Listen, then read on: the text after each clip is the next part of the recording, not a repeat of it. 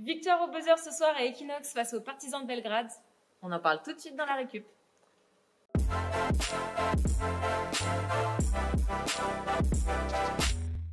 Fred, Lucas, merci d'être avec nous.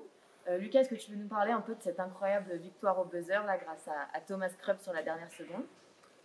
Oui, je pense que c'est une très belle victoire pour nous contre une très bonne équipe du Partizan. Dans la totalité, on fait un bon match sur les 40 minutes. Même si en première mi-temps, on avait du mal à trouver notre rythme, mais en deuxième mi-temps, on a mieux joué, on a mieux contrôlé le rythme, et à la fin, avec ce tir au buzzer, la victoire elle est encore plus belle. Tu peux parler un petit peu de ce tir de Thomas Krupp à la fin? Oui, alors juste avant, le Partizan n'a pas scoré, du coup on avait, on va dire, une sorte de contre-attaque. De mon point de vue, j'avais vu que quand Danilo il avait tiré, que la balle elle était longue, et on était tous surpris de voir Thomas sur cette place-là, avec le rebond et le panier décisif, parce qu'on ne le voyait pas de notre angle de vue. Donc oui, voilà, c'est une victoire extraordinaire avec un tir ou une action, on va dire, très belle, qui on va dire, la cerise sur le gâteau à la fin de ce superbe match. Fred, et de ton point de vue, cette action de fin de match? Elle concrétise tout l'effort qui a été mis en place par l'équipe tout au long de la deuxième mi-temps, puisqu'un peu malmené à la reprise, les efforts défensifs ont été très importants. D'ailleurs, on a contraint et on a stoppé, l'équipe a stoppé plusieurs attaques de Belgrade, et notamment la dernière action. Donc Danilo, il récupère la balle, il va pour le tir. Effectivement, je suis assez d'accord avec Lucas, on voit bien que le tir ne part pas bien. Et très étonnamment, il y a Tommy qui est sous les paniers, et assez seul en fin de compte dans ce moment-là. Je pense qu'ils sont tous focalisés, les joueurs de Belgrade, sur le tir de Danilo. Et avec l'opportunisme qu'on connaît de Tommy, il a été capable d'être au bon endroit au bon moment et d'avoir suffisamment de temps pour mettre ce panier-là. Cette belle petite claquette, vraiment c'est très libérateur. Ça concrétise vraiment l'effort qui a été consenti par l'équipe pour revenir dans le match, parce que globalement on était quand même pas super au niveau offensif. On a fait, et je pense que l'équipe a bien pris la dimension défensive, justement pour contrecarrer cette équipe de Belgrade, et terminer par une situation qui, et je le regrette vraiment, qu'on ne puisse pas partager ces émotions-là avec une salle pleine, parce que c'est le genre d'action et d'émotions qui sont extraordinaires quand une salle est pleine et qu'elle vibre, quoi. Donc c'est super. Je regrette juste que cette salle soit vide, mais j'espère qu'on va vite retrouver plein de monde dans cette belle salle. On espère aussi.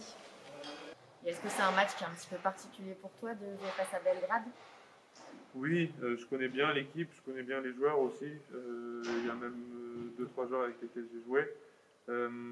Du coup, oui, ça faisait plaisir de retrouver certaines personnes et de retrouver cette équipe qui est, enfin, à mes yeux, une équipe légendaire, pas seulement en Serbie et dans les Balkans, mais dans l'Europe entière. Et du coup, oui, ça fait plaisir de retrouver une équipe comme ça que je connais déjà depuis 2-3 saisons. Fred, ça fait maintenant 2 semaines qu'on sait qu'on va participer au top 16. Est-ce que tu peux nous en dire un petit peu plus, nous expliquer quelle va être la suite pour la jeu et quel sera aussi l'enjeu de ce dernier match à Badalone le 30 décembre?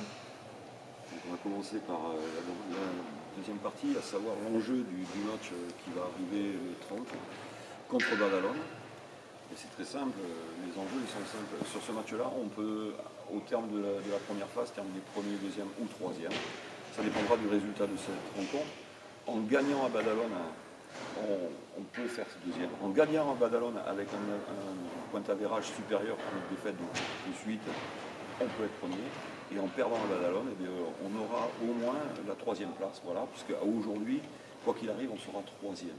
Voilà.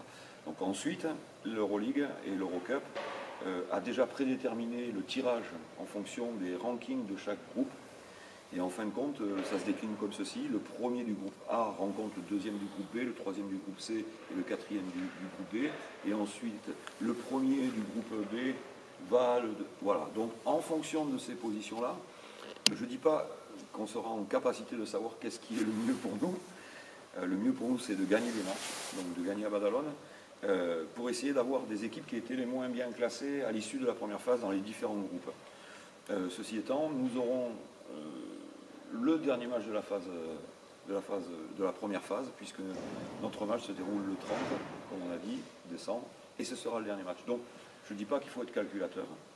Je dis que c'est très bien que de gagner, c'est très bien que d'essayer d'avoir le ranking le meilleur, de façon en croisant dans les groupes comme c'est prédéterminé, avoir peut-être des équipes qui sont un peu moins fortes sur le tableau, en tous les cas, sur le papier. Voilà, ça serait merveilleux. Déjà, c'est merveilleux d'être en top 16 et d'être assuré d'être en top 16. Si en plus de ça, on a la capacité maintenant de choisir un peu nos adversaires, que demander le peuple, c'est royal comme situation à aujourd'hui. Et en termes de calendrier, est-ce qu'on a une visibilité pour ce top 16? Oui, on sait déjà que... Alors, une petite précision, c'est que les groupes de 4 qui vont être formés pour ce top 16, toutes les équipes repartent avec des compteurs à 0. Okay. Il y aura donc 3 matchs à domicile et 3 matchs à l'extérieur. Et le premier match est programmé pour le 13 janvier. C'est enfin la reprise ce samedi contre Limoges, donc match qui sera diffusé sur l'équipe. Et juste après, on recevra Le Mans le mardi 22. Et on a une opération toute spéciale avec le club qui a décidé de maintenir son soutien pour le secours populaire. Ce sera toujours à base de peluche et de générosité. On vous en dit plus très bientôt. Restez connectés et en attendant, prenez soin de vous. À mardi en JP.